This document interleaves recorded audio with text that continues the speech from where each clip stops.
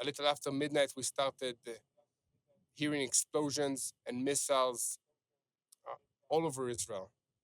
Okay, more than 200 ballistic missiles were launched from Iran and its proxies towards Israel, and this is just the beginning. According to IDF officials, a second wave is expected to hit Israel very soon. At the moment, 99% of these missiles were intercepted by the Iron Dome anti-rocket defense systems, the Arrow defense systems, and basically Israeli Air Force defenses, as well as our allies in the Middle East, including Jordan, including the United States, and other countries that have been helping us in this war against Iran. But this is not the end. Iran launched more than 200 drones that are sent to Israel. Every drone takes about 8 hours to reach Israel from Iran. So this war is still ongoing. The whole country is basically alert and awake all night. Everybody has bomb shelters. I have my bomb shelter right below this balcony. My kids are in it, and we are ready and waiting for the alarms and to get inside. But like you just said, listen, Israel is at war for our survival, and this war is fought on multiple fronts. We were fighting in the Gaza Strip, but it's all connected. This is one big war against Israel. We cannot have a ceasefire with Hamas before we deal with the terrorist organizations. We need to destroy Hamas and to show this entire region that Israel can defend itself and that nobody should mess with Israel, especially during this time. We are fighting for our lives, and we've done it before. Israel unites, and God is on our side, and we will win this war. We are all praying to that end, Yair. Stay with us. I want to bring in Erick Stakelbeck, who was supposed to be hosting, but we had some technical difficulties out of the studio. Erick, welcome, and glad you can join us and get the technical things out of the way. Let's hope that Israel is not going to have any technical difficulties in dealing with Iran.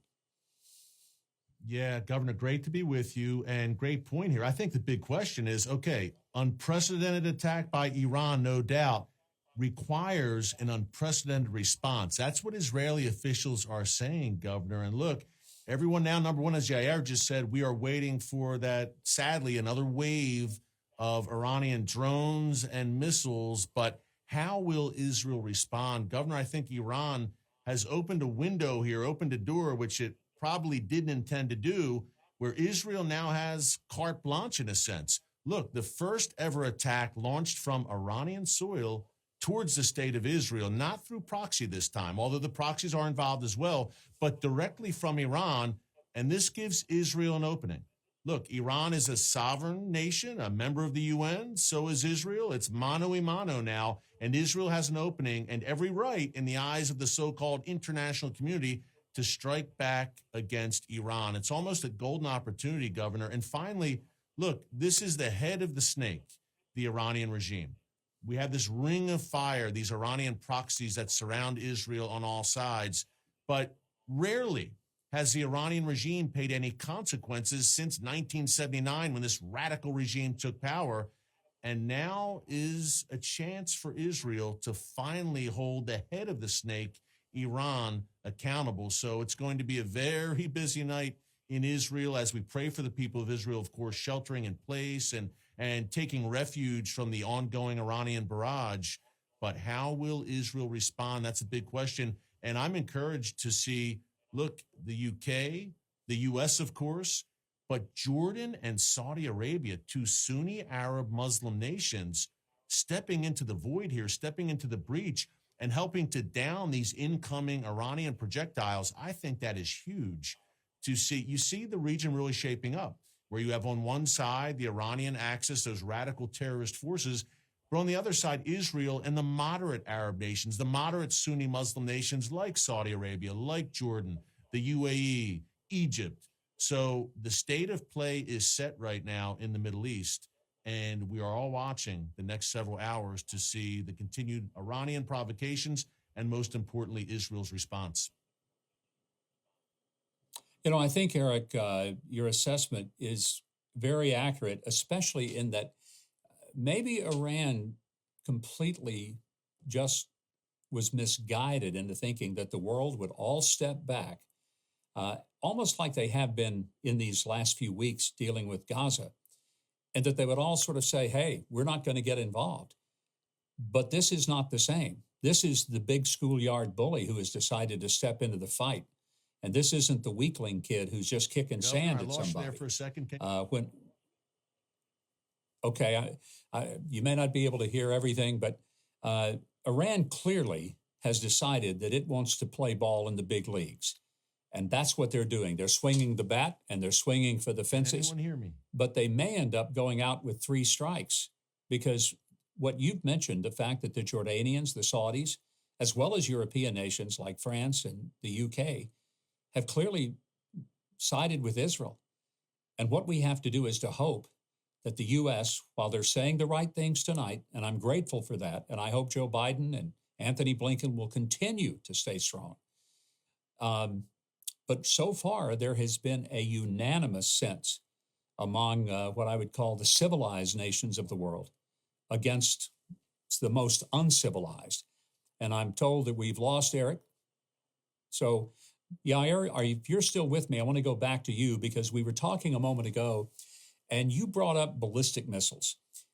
Surely the drones, which take 8 or 9 hours to get to Israel, but ballistic missiles can get there in about an hour and a half. So it's a much different calculus, a very different kind of threat if ballistic missiles are in fact on their way and are being intercepted. Are you able to confirm that ballistic missiles have entered the airspace of Israel? Yes, thank you. According to the IDF reports, ballistic missiles were intercepted in this first wave of attacks by the Israeli anti-missile and anti-rocket defense system. Yes, I can confirm that. But at the moment, we are still waiting for more missiles, for more attacks, either from the proxies and especially from Iran. But like Eric said, this is an opportunity for Israel to cut off the head of the snake. And I believe that if we use it, and the Prime Minister and the IDF stated that the Israeli response is going to be very harsh against this attack, we will not take this line down. And this is an opportunity for us to deal with one of our biggest enemies in this region. And this is not just an Israeli enemy, this is an enemy of all the Western world and the United States. This enemy is spreading I think terror and funding it throughout this region. Yes. And I think a lot of Americans need to remember that the Iranians have said repeatedly that Israel is the little Satan, but the United States is the great Satan. So any American who says, well, this is all fine and good, it's happening in Israel, let's hope they do okay, but it doesn't affect us, I would say you're quite wrong. If Iran is not stopped in Israel, if it doesn't end there, it comes to us, because that's what the Iranians have been saying for the past 44 years.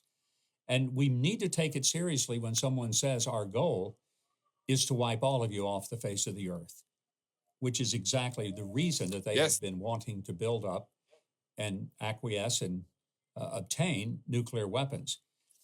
Speak, Yair, if you could, to the spirit of the Israeli people. I know it's 4:30 in the morning in Israel. No one is sleeping. Everyone is wide awake. I hope folks will be able to get a little rest because this is not going to end immediately. But is the resolve of the Israeli people strong and prepared for doing whatever it takes to put an end to this Iranian threat? Yes, definitely. I can personally speak to the resolve of the Israeli people. I've served for 4 months in this war after the 7th of October, 2 months in the border with Lebanon, and another 2 months inside Khan Yunis in the Gaza Strip. And the people of Israel and all the soldiers of the IDF and their families back at home are united.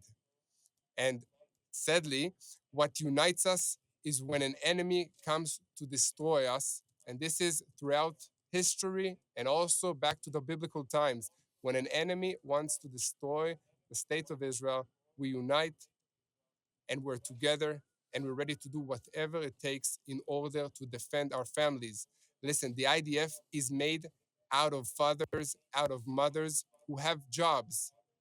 This is not their main profession, but they all have a bag. I have a bag, I have a boots and all my equipment.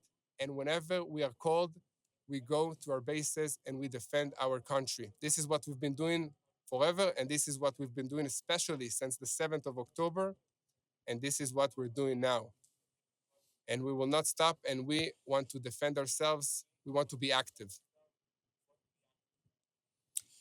As you were speaking, I thought there was a great irony in that in the background I could hear the call to prayer coming out of the Muslim minarets, some of which, had those drones been successful and not been interrupted, probably would have been silenced, ironically, by their own people in Iran.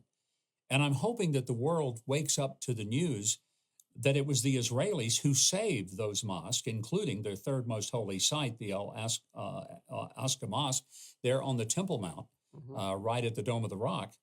And had the Iranians destroyed that, they might have invoked not just the mere sort of defense mechanisms of the Jordanians, the Egyptians, and the Saudis, but a full-scale military launch for having done something that would have been considered not only a military disaster, but a religious sacrilege. Would that have been seen that way? Yes. Yes, definitely. Listen, their hatred towards Israel and towards the Jewish people is bigger than their religion and is bigger than their faith, because they're launching missiles above the head of Al-Aqsa, which is the third holiest site in Islam, above Jerusalem, above the heads of Palestinians, above the heads of Israeli Arabs and Israelis together. They hate us more than they love their own people or their religion. And this is an enemy that you cannot reason with. You cannot negotiate. Their whole goal is to annihilate the state of Israel, and we need to know that, and we need to act that way. Another very important thing to mention is that this is the Middle East. People react to actions and not to statements and not to words. So this goes also to all of our allies. If you want to help us in this war, please act and do not just speak and state good things in your televisions and media. We need action at this moment in order to defend ourselves here in Israel. Yeah, I almost hesitate to ask you to stand by, but I would appreciate it if you could stand by, because you're on the ground there in Israel. You are hearing everything that we are hearing about. You're hearing it in person. I understand Erick Stakelbeck is back with us. Erick, are you able to join us again? I am, Governor. I think there might be some Iranian regime gremlins in the studio right now trying to cut our feed, but we are here. And look, Yair, first of all, great frontline coverage that we have at TBN, to have our TBN Israel correspondent, Yair Pinto, on the ground for such a time as this in Jerusalem. He's just got such great information, Governor, as you just heard. But look, I think the Biden administration, what will their posture be here is a big question I've been thinking about over the past several hours. And when we talk about that Israeli response, Governor, a word that the Biden administration has used a bunch over the months vis-a-vis Iran and its proxies is, look, if we're attacked, when we're attacked, we'll have a, quote, proportionate response. So I'm a little concerned that the administration right now may be saying to Israel, look, don't go overboard. You need to have a proportionate response. We shall see if Israel heeds that advice from the administration. Governor, a little while ago, right before I came on with you, I was on the horn with someone close to the prime minister's office in Israel, and I asked about that. I asked about U.S. pressure, and this source did not directly address the White House and what they're saying right now behind the scenes. But the source did say, quote, this is not over. And again, made the point that this is indeed an unprecedented attack against Israel. And by the way, look, the U.S., thankfully, the administration is stepping into the fray and helping to intercept these rockets, missiles drones, saying all the right things right now. But I'm just looking at the moment of truth, which is coming when Israel, when these waves, these Iranian waves end eventually at some point in the middle of the night, and then it's a stalemate, and Israel says, okay, we were just attacked by another nation to nation, governor, for the first time since 1991, when Saddam Hussein launched Scud missiles from Iraq at Tel Aviv and killed several Israelis, by the way. At that time, Israel stayed its hand. Israel did not respond because, if you remember, everyone watching, there was an international coalition, including some Arab nations, and the U.S. said, look, Israel, we will respond to Saddam Hussein. You don't do it, because if you do, it will break up the coalition. Well, it's a new day now in 2024, and Israel has no such restraints. But a key point here, every time Israel's been attacked since then, since 1991, those Iraqi Scuds, it's been terror groups. Hezbollah, Hamas, Islamic Jihad, the various jihadi groups in the West Bank, Judea, and Samaria. Now it's nation to nation. We really haven't seen this since 1973, Governor, since the Yom Kippur War, when Israel was invaded on all sides. Now, Iran's not invading on the ground, but it's nation to nation, and all bets are off in terms of what comes next in the world's most volatile and chaotic region, the Middle East. And by the way, if there's anything we've learned, Governor, it's that what happens in the Middle East does not stay in the Middle East. And number one, every American has a stake in this, because there could very well be ripple effects. But number two, for me as a follower of Jesus, as a Christian, I have a biblical mandate to stand with the people of Israel, and I'm going to do exactly that. I know we are here, our team at TBN will as well right now. In Israel's moment of greatest need, Israel could use a few good friends, but Israel also has the ultimate trump card, and that's the God of Israel, the God of Abraham, Isaac, and Jacob. So at the end of the day, when the dust settles, Israel will be just fine. You know, I think a lot of people may not understand the history of the wars that have gone against Israel. But in every case, there's no explanation for the victory of Israel other than divine intervention. And I'm glad you brought that up, because whether it was 48, 56, 67, 73, the Yom Kippur War. By the way, 73, that was my first trip to Israel, 3 months before the Yom Kippur War. I was there in July. The Yom Kippur War started in October. Obviously, I did not realize that I was simply a few weeks away from being in the middle of a war zone. No one did. It was a surprise attack against Israel in October on Yom Kippur. But in every one of those wars, there are just incredible stories of nothing short of miraculous intervention in which Israel was down for the count. And in some cases, there are inexplicable interventions that defy all really logic and rational thinking.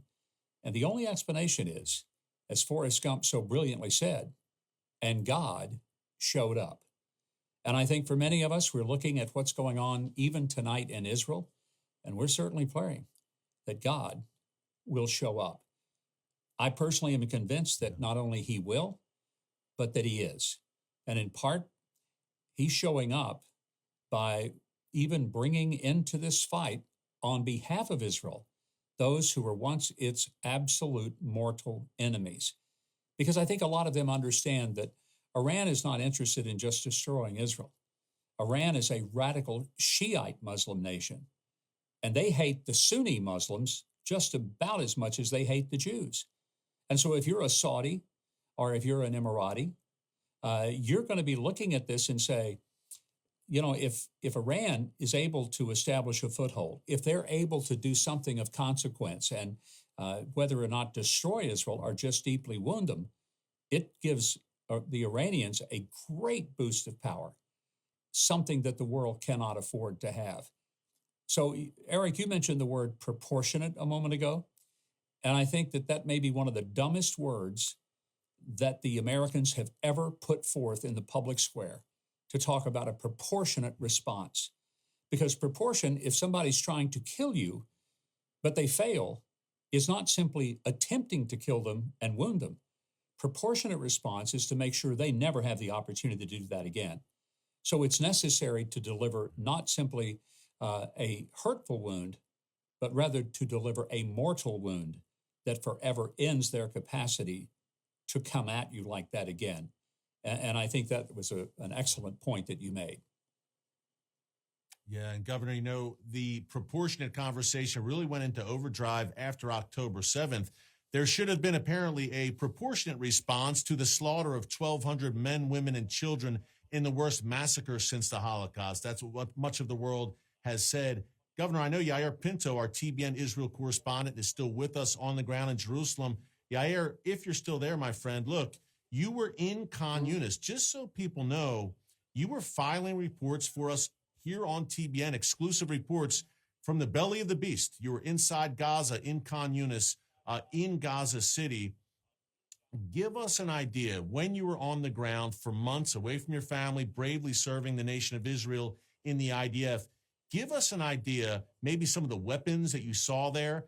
Were the Iranian fingerprints apparent?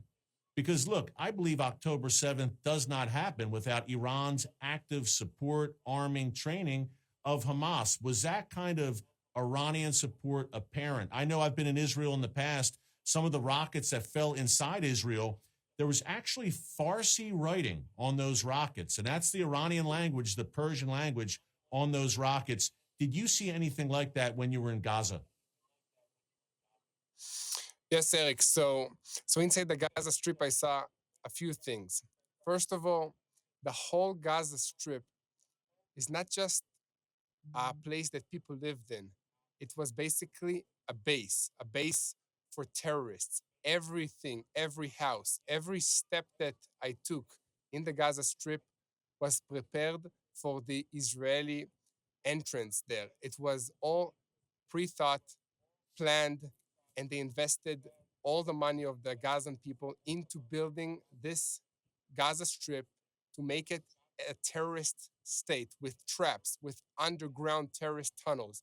Every second house that looks like a normal house was designed to be launching missiles at our troops. And yes, inside schools, inside kindergartens, we saw weapons stockpiles. And these weapons were either made by Iran or made by Russia.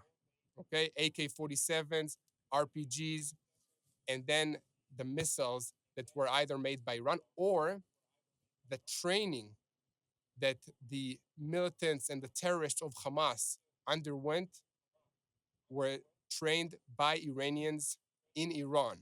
So the Hamas militants had a special way of going outside of Gaza, through Syria, through Lebanon, Hezbollah, and being trained by the Revolutionary Guards, then went back inside the Gaza Strip to be able to execute these operations, either develop the weapons inside the Gaza Strip with the Iranian training and the methods, or carry inside the weapons from Iran with them. So you can see Iranian hands and fingerprints all over the Gaza Strip. And one more point, you talked about Iranians being Shia, hating the Sunnis more than almost as much as they hate the Israelis. But it's not happening in the Gaza Strip because the Palestinians inside the Gaza Strip and Hamas are mainly Sunni. So it seems like when you're talking about Israel, everybody are friends. Everybody are best friends as long as they have the enemy, which is Israel. And this is biblical. This is not just physical war. This is also a spiritual war. And I can feel it inside the Gaza Strip. I can feel it now. This is bigger than just a normal war between countries. It is. It's literally a and battle in many ways, of good I versus think it's evil. probably a. Go ahead. Go ahead, Governor. Sorry. I was just saying that as Yair was describing this, I couldn't agree more. You cannot really look at this conflict and think that it is primarily military, economic, sociological, even religious. It is a deeply heavenly versus hell fight. It is evil versus good. When I was in Israel in December and walked into the kibbutzim that had been attacked on October the 7th and visited with hostage families and survivors of October 7th, it became quite evident that what was experienced by the Jewish people of Israel that day was not like anything that you would typically see in a war, in a conflict. It did reek of a level of evil that can only be described as having originated in the very bowels of hell itself. Yeah. Yes, I think the Huckabee, and prophet this is Isaiah exactly described what these I times. keep going, Eric. Go ahead, Yair. I was just going to say, I think the prophet Isaiah, we're talking about this being a spiritual battle. We battle not against flesh and blood, but spirits and principalities ultimately. But the prophet Isaiah talked about a day where good is called evil and evil is called good. Well, welcome to 2024, where we have Hamas supporters right here in the United States. I say all that to say, I believe there's really no gray areas here. This is, Governor, as you said very rightly, and Yair, you said it as well, it's a battle of good versus evil. And Yair, you made another great point. You mentioned Iran and Russia and their hidden hand, or should we say not so hidden hand, behind Hamas in Gaza. For everyone watching right now, every American, this is your fight as well. I call it a gathering storm against America. Iran, Russia, North Korea, China. You can call them, in a sense, the Gathering Storm Coalition. And guess what? They not only like Israel, but they have a bullseye on the back of the United States. Remember, in that Iranian ideology, Israel is only the little Satan, in their words. America is still, in their view, the great Satan. This is a global struggle, and we can't just bury our heads in the sand and be ostriches and believe that it doesn't affect us. And I believe, Governor, Yair, thanks so much. Great job. Stay safe. We're praying for you. I believe we have our good friend Joel Rosenberg, host of the Rosenberg Report, right here on TBN, joining us from Jerusalem. Joel, first of all, how are you? What is the state of play right now for you in your home in Jerusalem? Great to be with you, Eric. And we're doing okay. We're safe. But I will tell you, this has been the most, or certainly one of the most, top three maybe, surreal moments I've had with my family here since we moved to Israel 10 years ago. We've been dual U.S. Israeli citizens for 10 years, meaning we've had rocket attacks in the past. We've had sirens going off here in Jerusalem, as we did, for example, on October 7th, when we did a live report for the Rosenberg Report on TBN that night, because we'd had 8 rounds of missiles inbound to Jerusalem. But here's the difference, Eric. These missiles and drones were coming from the east. Whenever we've been attacked in Jerusalem, which is not as often, obviously, as in Tel Aviv or other places closer to the Gaza Strip, the rockets are coming from the west or the southwest in terms of us here in Jerusalem. So we don't actually see the rockets if we're in our home, maybe if we're out, shopping or going someplace. But we have never, ever, in 37 years of me coming and traveling to this country and 10 years living here, ever seen rockets and missiles coming from the east. We saw them exploding over our home. And over the Temple Mount, by the way, Joel, we saw stunning footage right above the Temple Mount of projectiles exploding, thankfully being intercepted. Joel, I think one big takeaway from tonight, and the night is anything but over. As you know, you're in the belly of the beast right now. The fact that Jordan and Saudi Arabia, you have done so much great work on the ground in the Sunni Arab world, meeting with leaders in these nations, the Abraham Accords nations, obviously. We've covered the Abraham Accords extensively here on TBN. But Jordan and Saudi Arabia stepping up and actually helping Israel and the U.S. and the U.K. to intercept these incoming Iranian and Iranian proxy rockets, missiles, drones. How big is that? It's huge, Eric. And we are in uncharted territory, okay? First, there's never been in the history of the modern state of Israel, the prophetic rebirth of Israel in 48, we've never, ever had actual missile and drone and cruise missile attacks from Iranian soil. So that's never happened, totally unprecedented. Second, we've never had an alliance in which the United States and Israel and our Sunni Arab partners, peace partners, have worked together to shoot down these Iranian missiles and drones. And that is a big deal. First of all, there wasn't the technology back, you recall We really haven't had an attack on Jerusalem from the east since the Gulf War of 1991, when Saddam Hussein fired dozens of ballistic missiles at Israel. And that was coming, of course, from Iraq, from the east. But at the time, it was a very rudimentary American Patriot missile system, which shot down some of them. Jordan didn't have that technology at the time. The Saudis had American technology, but they weren't trying to protect Israel, right? So this is a big deal at multiple levels. And I think the big question here, with more than 200, okay, the Israelis have confirmed now more than 200 Iranian ballistic missiles, cruise missiles, and killer drones were fired tonight. What happens next, right? The Israeli war cabinet is just wrapping up hours of meetings. Netanyahu just finished a call with President Biden. The big question is, what is Israel going to do next?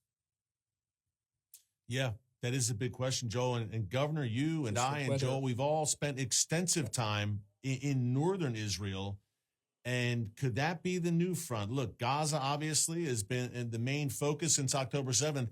But it seems, Governor and Joel, look, the north of Israel, Lebanon, Syria, could that be the new coming? I've called it the Great Northern War. It seems like a collision course there to Israel's north.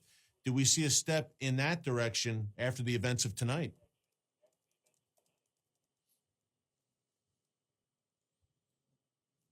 Well, I'm happy to answer that question. Look, I think we have to put tonight in the context of the last 6 months. We've been at war nonstop in the north. Really, within hours of the October 7th invasion in the south from Gaza by Hamas, Hezbollah erupted, and of course tonight was precipitated because Israel took out 2 Iranian top generals from the IRGC in Syria, right? So Syria and Lebanon really aren't sovereign countries anymore. They're effectively forward operating bases and protectorates, provinces of the Iranian regime. And that's the danger, right? And you don't even have to go prophetic, right, to talk about Ezekiel 38 or 39. You just talk about actual geopolitical analysis. Those, Iran and Syria and Lebanon aren't sovereign countries. They're effectively taken over by Iran's regime, and so Israel is fighting that, and the escalation in recent days and weeks of dozens and dozens and dozens of missiles coming in from Lebanon, from Hezbollah, means that we are now seeing Israel pull whole divisions. In fact, most ground forces have been pulled out of Israel and they're being sent north. It's just lines and miles of tanks have been moved up north because Israel believes the big next fight is in the north. Joel, I'd like Governor, to jump in and ask about I was just going to ask Joel to describe the resolve of the Israeli people, because here in the United States, we are seeing enormous pressure placed on President Biden. We're watching people like Chuck Schumer, who historically have been reliable allies of Israel, calling for a full ceasefire, which would be a disaster, would have given Hamas a decisive victory. In the light of these Iranian attacks, and even before, what's the resolve of the Israeli people? Not necessarily the prime minister, which we feel he's very resolved, but on the streets of Israel. Do the people realize what they're up against, and are they ready, with or without the help of the United States, to take it all the way home? It's a great question, Governor, and I'm so grateful that you were here with me in December as we met with the Prime Minister, of course, but also visited those Israeli towns that have been savaged by Hamas. Israelis are strong. You do not see panic in this country right now. If the United States was attacked by 200 Iranian missiles and drones, people would be freaking out. But Israelis are taking this in stride. There is, of course, a lot of division here over whether Netanyahu's time is up, but that's not the topic tonight, and on a day-to-day basis, that's not what people are focused on. What they're focused on is we want the country unified to win. But people are horrified here, not by Iran. We expect this from Iran. They're horrified by Biden because Biden has become schizophrenic. Yes, Israelis believe that he loves us at a core level. But Biden has been sending every signal in the world that there's enormous daylight between Washington and Jerusalem. Biden has been using language that we can't say on Christian television to describe Prime Minister Netanyahu. I mean, just obscenities. Biden doesn't use that language against Russian President Vladimir Putin or Chinese Premier Xi Jinping, right? So Biden is using obscene language to describe his revulsion with the democratically elected government and leader of Israel while we're in a hot war that now is getting worse. And Iran, I believe, thinks that there's so much daylight that they can exploit it. Now, maybe tonight will actually pull Netanyahu and Biden together, but they've had their first phone call in I think over a month or two. That would have been very interesting to listen in on that call. Biden, who's been literally swearing about Netanyahu in public, now realizes, oh gosh, this is an ally I have to stand with. Yeah. Joel, we're wrapping up here soon, but in about a minute or so, we could probably go on about this for an hour. Israel's response. No one knows what it's going to be, obviously, but do you see this almost as a unique window for Israel in that, look, Iran has been a thorn in Israel's side for years and years, and now Iran has done it. They've directly attacked Israel. It seems Israel has a unique and perhaps golden opportunity to really make the Iranian regime feel consequences here. In about a minute, what do you think? Yeah. Well, I will tell you, my perspective has shifted a bit from living in Washington for 24 years to living here.